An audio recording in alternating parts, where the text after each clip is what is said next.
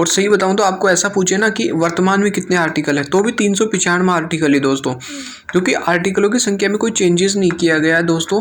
जो भी articles add हुए हैं ना, वो इनके अंदर जो पार्ट्स बनाकर ऐड किया गया है दोस्तों। क्या हो गया, ए हो गया, बी हो गया, ऐसे जो है। सॉरी दोस्तों, एक बार बाहर से आवाज़ आ रही है। चलो स्टार्ट करते हैं। जैसे 395 से 51 क्या हो गया, 51 ब हो गया, ये सब जो है पार्ट्स बना किया गया है। तो सबसे जो मोस्ट इंपॉर्टेंट कंफ्यूज करने वाला जो क्वेश्चन होता है ना, वो होता है दोस्तों कि आर्टिकल होते कितने हैं। तो 395 आर्टिकल आपको याद रखना है बस। चलो बात करते हैं पहला अनुच्छेद जो है या आर्टिकल पेस्ट जो है उसका क्या, उसके अंदर क्या है। तो इसके अंदर बताया गया संघ और राज्य क्षेत्रों को, ठीक है। संघ और राज्य क्षेत्र, इसका मतलब ये होता है कि भारत के अंदर भारत जो है राज्य और जो है संघों का एक समूह होगा, ठीक है दोस्तों। तो संघ और राज्य के बारे में आर्टिकल 1 के अंदर बोला गया है दोस्तों। उसके बाद में नए राज्यों का प्रवेश या स्थापना आर्टिकल 2 के अंदर बताया गया है। आर्टिकल 3 में जो है राज्य का निर्माण और सीमाओं के अंदर चेंजेस, ये दोस्तों आर्टिकल थोड़ा सा इंपॉर्टेंट होने वाला है, क्योंकि इसके अंदर जो है जितने भी जो अपना केंद्र है, केंद्र सरकार जो लोकसभा होती है, जो राज्यों की सीमाओं के अंदर चेंजेस कर सकती है ना, वो अधिकार आर्टिकल 3 के तहत उसको मिलता है। आगे बात करते हैं आर्टिकल 4, पहली अनुसूची व चौथी अनुसूची के संशोधन एवं 2 और 3 के विधियों को जो है 368 के अकॉर्डिंग इनमें चेंजेस नहीं होता है, इस आर्टिकल 4 में बताया गया दोस्तों, ठीक है भाई। जो पहला और दूसरा जो अनुच्छेद है आर्टिकल के तहत जो चेंजेस होगा ना, वो 368 के तहत जो 368 जो होता है ना, एक आर्टिकल्स का एक ग्रुप होता है जिसके अंदर कोई भी अगर अपन चेंजेस करते हैं तो वो प्रमाणिक होता है। तो इन जो आर्टिकल्स में जो चेंज होता है ना, वो इसमें प्रमाणिक नहीं होगा दोस्तों। आगे बात कर लेते हैं नागरिकता भाग 2 के अंदर है। तो ये जो आर्टिकल 4 है ना, वह 1 से लेकर 4, इनके अंदर जो है जिक्र है राज्य और संघों का, और इनको भाग पहले के अंदर रखा गया है दोस्तों, ठीक है। आगे बात कर लेते हैं। उम्मीद करता हूँ समझ आ रहा होगा, समझ आ रहा है अपने चैनल को सब्सक्राइब कीजिए और जो कमेंट्स वगैरह कीजिए, लाइक कीजिए दोस्तों, ठीक है। आगे चलते हैं। नागरिकता भाग 2 के अंदर रखी गई है। नागरिकता जो है एक बहुत अच्छा टॉपिक है, भाग 2 के अंदर रखी गई है। आर्टिकल 5 से लेकर जो है 11 तक इसको रखा गया है दोस्तों, ठीक है। आर्टिकल 5 में संविधान से के प्रारंभ नागरिकता है, ठीक है। ये सीधा सीधा क्वेश्चन आएगा, नागरिकता को कौन से आर्टिकल, आर्टिकल 5, ठीक है। इसमें आर्टिकल 6 में पाकिस्तान से भारत आने वाले व्यक्तियों की नागरिकता के बारे में बताया गया है। अनुच्छेद 7 के अंदर पाकिस्तान जाने वाले नागरिकों के बारे में बताया गया है दोस्तों। उसके बाद बात करते हैं भारत के बाहर रहने वाले व्यक्तियों की नागरिकता, ठीक है। अगर मान लो कोई व्यक्ति रह रहा है, उसके दादा वगैरह भारत के हैं, तो उस हिसाब से उन्हें नागरिकता लेने का अधिकार होता है। विदेश राज्य की नागरिकता लेने पर नागरिकता को समाप्त, इसमें ये होता है कि विश्व के अंदर एक जगह की एक ही देश की नागरिकता जो है हो सकती है। अगर कोई मान लो भारत का व्यक्ति है, यहाँ से प्लाइन कर गया विदेश में, जाकर वहाँ नागरिकता ले लेता है, तो यहाँ की नागरिकता ऑटोमेटिकली उसकी क्या हो जाएगी, रद्द कर दी जाएगी। आर्टिकल 9 के अंदर ये चीज़ कही गई है दोस्तों। नागरिकता के अधिकारों का बना रहना आर्टिकल 10 में। आर्टिकल 11 के अंदर संसद द्वारा नागरिकता के लिए कानून या विनिमय करना, ठीक है। उसके बाद मूल अधिकार बात करते हैं, आर्टिकल 12 से 35 तक है। भाग 3 के अंदर जो है मूल अधिकारों का जिक्र किया गया है दोस्तों। मैं आपको बता दूं, भाग 3 के अंदर इनका जिक्र किया गया है। मूल अधिकार जो है यूएसए से लिए गए हैं और इनको जो है संविधान की आत्मा भी कहा जाता है। भीमराव अंबेडकर ने मूल अधिकारों को संविधान की आत्मा कहा। मुख्य रूप से जो आर्टिकल 32 के अंदर जो स्वास्थ्य का अधिकार है ना, उसे मूल अधिकार की जो है या फिर उद्देश्य संविधान की जो आत्मा कहा गया दोस्तों। आर्टिकल 12 से 35 से सबसे पहले बात कर लेते हैं दोस्तों 12 आर्टिकल की, ठीक है।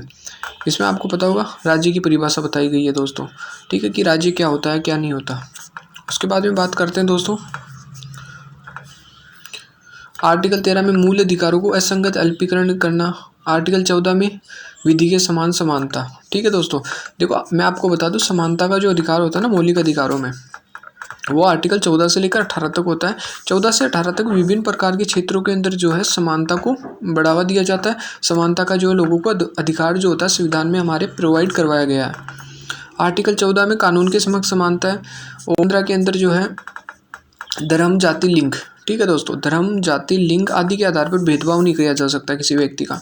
16 के अंदर लोक नियोजन के अवसर प्रदानता है। मतलब आर्टिकल 16 के अंदर ये बताया गया कि आप सरकारी नौकरी वगैरह के अंदर जो है समान किसी को अवसर दोगे। आर्टिकल 16(4) के अंदर एक ये भी बताया गया है, 16(4) उप श्रेणी जोड़ी गई है। 17 के अंदर अस्पृश्यता का जो है अंत किया गया। ये सबसे इंपॉर्टेंट है, सीधा सीधा सवाल आता है।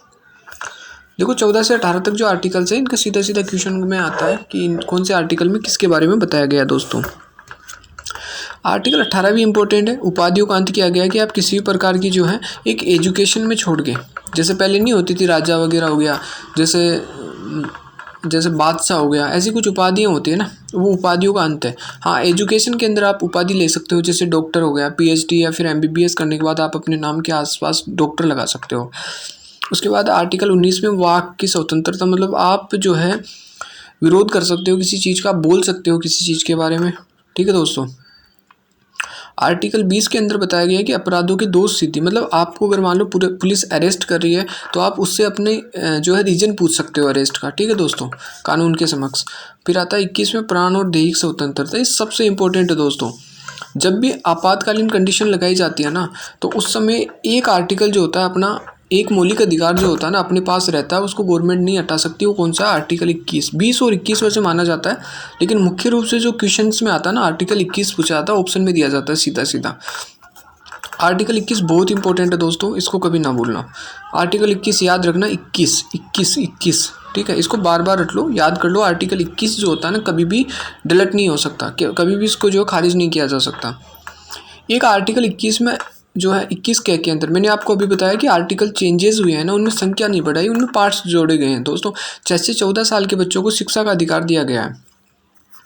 आर्टिकल 21 क्या जो है ना, क्या इसके अंदर 6 से 14 साल के बच्चों को जो शिक्षा का अधिकार है ना, उनका मौलिक अधिकार बन गया है। उनके माँ बाप का जो फ़र्ज बनता है कि 6 से 14 साल के जो बच्चे हैं उन्हें शिक्षा प्रोवाइड किया जा सके, इसके ऊपर कार्रवाई जो है एक मौलिक अधिकार है अपना। ठीक है, इसमें गवर्नमेंट जो है बहुत सी स्कूलें खोल रखी है, सरकारी स्कूलें प्रोवाइड करवाती है दोस्तों। ठीक है,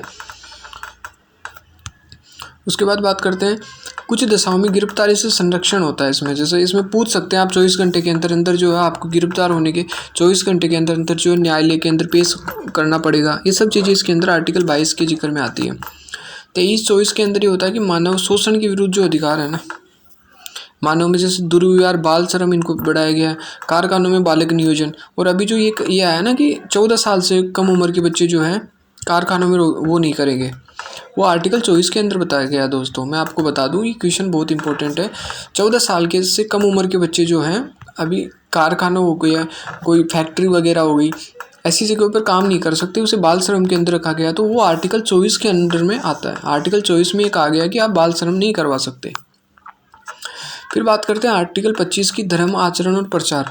25 में प्रचार नाम से याद है, 25 में आप अपने धर्म वगैरह की प्रचार कर सकते हैं, एक शांति सम्मेलन कर सकते हैं, धार्मिक कार्यों की प्रबंधन कर सकते हैं। ठीक है दोस्तों, आप वहाँ से मतलब अपना चंदा इकट्ठा कर सकते हैं धर्म के कार्यों के लिए, उसके ऊपर टैक्स वगैरह नहीं लगेगा, ऐसी चीज़ें बताई गई है दोस्तों।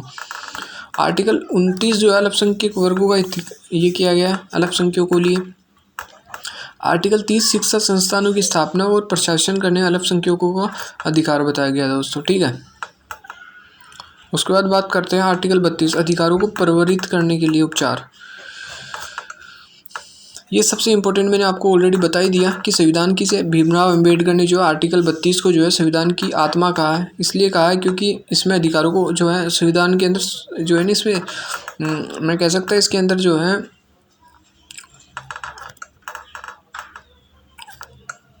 संविधान की आत्मा इसलिए कहा जाता है क्योंकि इसके अंदर जो है इलाज की जो है स्वतंत्रता होती है। ठीक है, अपना इलाज करवाना, उपचार, संवैधानिक उपचारों का जो अधिकार है। इसके अलावा ये इम्पोर्टेंट नहीं होते। आर्टिकल 35 ये भी कोई इम्पोर्टेंट नहीं है खास। अब बात आती है नीति निर्देशक तत्व है। ठीक है, आयरलैंड से मैं आपको बता दूं नीति निर्देशक तत्व भाग 4 में रखे गए हैं दोस्तों। आयरलैंड के संविधान से ही लिए गए हैं। कहाँ से? आयरलैंड के जो संविधान है ना, वहाँ से नीति निर्देशक तत्वों को उठाया गया है दोस्तों। जैसे वहाँ पर आपने पढ़ा था मौलिक अधिकार कहाँ से लिए गए थे दोस्तों, वो लिए गए थे यूएसए के जो संविधान है वहाँ से। तो जैसे ही नीति निर्देशक जो तत्व है वो आयरलैंड के सिद्धांत से लिए गए हैं दोस्तों। ठीक है, तो इनको जो है वैसे मुख्य रूप से जो है नीति निर्देशक जो तत्व है वो 36 के अंदर इनकी परिभाषा है। और यहाँ ऐसा करके सारे इंपॉर्टेंट ग्राम पंचायतों का गठन जैसे आर्टिकल 40 के अंदर दोस्तों। ठीक है, जो ग्राम पंचायतों का गठन होना है वो आर्टिकल 40 में होना है। और काम, शिक्षा और लोक सहायता पाने का अधिकार होता है आर्टिकल 41 के अंदर। नागरिकता के लिए देखो, ये जो नीति निर्देशक तत्व है ना, ये इम्पोर्टेंट, इनमें इतना इम्पोर्टेंट है कि कौन से भाग में और कहाँ से लिए गए, कौन से आर्टिकल। स्लो करके पढ़ लेना, मैं आप इसको थोड़ा स्लो स्किप कर रहा हूँ। इसमें एक आर्टिकल इंपॉर्टेंट बन जाता है दोस्तों, जो इंपॉर्टेंट बन रहा है बताते जा रहा हूँ। 48 का पर्यावरण वन एवं वन्य जीवों का संरक्षण, ये इंपॉर्टेंट बन जाता है। अपने नीति निर्देशक तत्व होते हैं, जनता की भागीदारी होती है, ठीक है, इसमें बाध्यता नहीं होती सरकार की।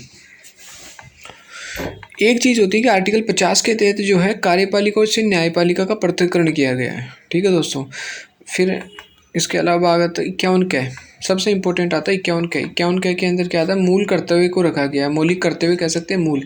भाग 4 क, ठीक है, भाग 4 क में रखा गया है। भाग 4 का भी जो है एक पार्ट और बना दिया, ठीक है। 51 क अनुच्छेद हो गया, भाग 4 क हो गया, ठीक है, या फिर भाग 5 भी बोल सकते हैं।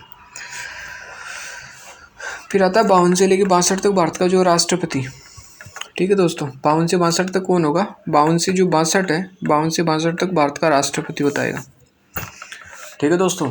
52 से 62 तक कौन होगा, भारत का जो राष्ट्रपति होगा उसका जिक्र किया गया है। आप सबको समझ में आ रहा होगा दोस्तों, उम्मीद करता हूँ सब अच्छे से समझ पा रहे होंगे।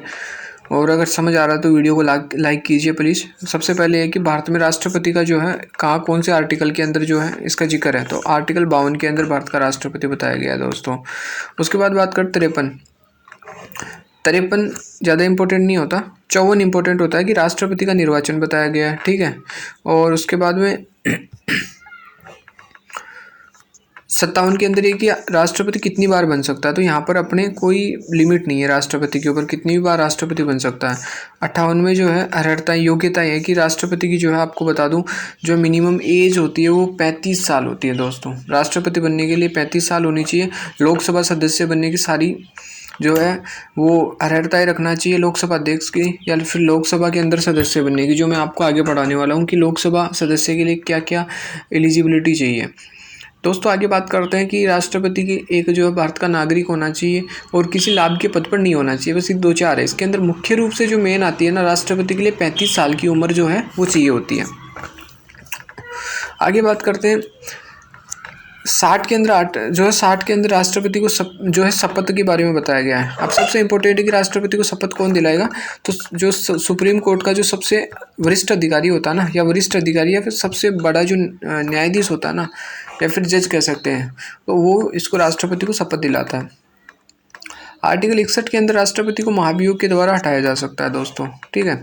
1/4 इसके अंदर राज्यसभा लोकसभा दोनों का हिस्सा होना चाहिए। और इसके अंदर जो है महाभियोग का प्रस्ताव कोई सा भी सदन ला सकता है, लोकसभा भी ला सकता है और राज्यसभा भी ला सकता है दोस्तों।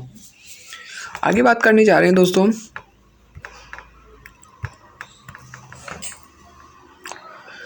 फिर बात आती है जो है आर्टिकल 61 के अंदर राष्ट्र में महाभियोग हो गया। 63 के अंदर बात आती है दोस्तों, 63 सबसे इंपॉर्टेंट देखो, 63 वाला ये देखो, आर्टिकल जो 63 है उसके अंदर क्या बताया गया है कि भारत का जो उपराष्ट्रपति होगा ना दोस्तों, वो आर्टिकल 63 में बताया गया है। और दूसरी बात ये कही गई कि जो 64 के अकॉर्डिंग जो ये होगा ना, ये उपराष्ट्रपति होगा ना, जो ये राज्यसभा का पदेन सभापति होगा। उसके बाद बात करें नेक्स्ट 66 में उपराष्ट्रपति का जो है निर्वाचन बता रखा है दोस्तों, 66 में उपराष्ट्रपति का निर्वाचन बता रखा है। 67 में पदावधि बता रखी है। उपराष्ट्रपति पद की रिक्त पद भरने की जो है 68 के अंदर है। और 69 जो आर्टिकल है उसके अंदर उपराष्ट्रपति का जो है शपथ बता रखा है, ठीक है दोस्तों। उसके बाद बात करते हैं, ये सब इम्पोर्टेंट नहीं है, आप धीरे से इसको स्किप करके जो पढ़ सकते हो। 76 के अंदर जो आर्टिकल 76 है उसके अंदर भारत का जो महान्यायवादी उसके बारे में बता रखा है। उससे पहले मैं थोड़ा सा बैक करूँगा।